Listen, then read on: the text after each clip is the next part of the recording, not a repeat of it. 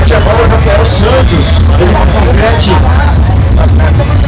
da categoria Pancadão. Carro de passeio com 2 falantes.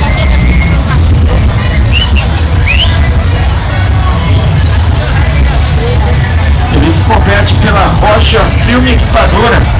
Galera aí da Rocha Filme Equipadora.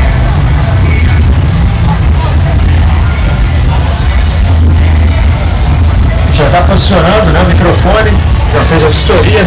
Só deixa eu liberar aqui então o equipamento para contagem regressiva. Enquanto isso, você podia fotografar, por favor. Vou liberar então a contagem. Acompanha comigo, tá valendo, boa sorte.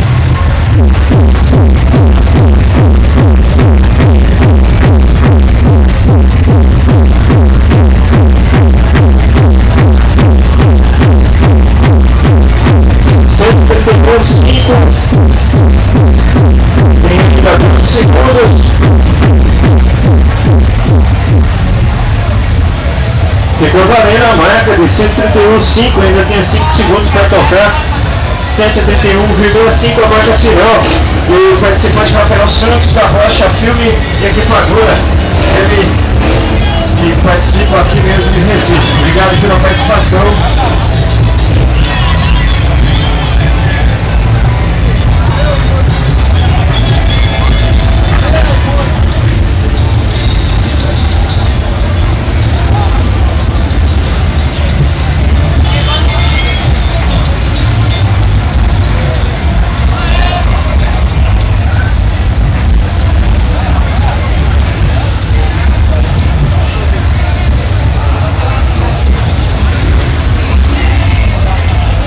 Já pedi para o pessoal que está aí próximo, né, para colaborar, deixando sempre uma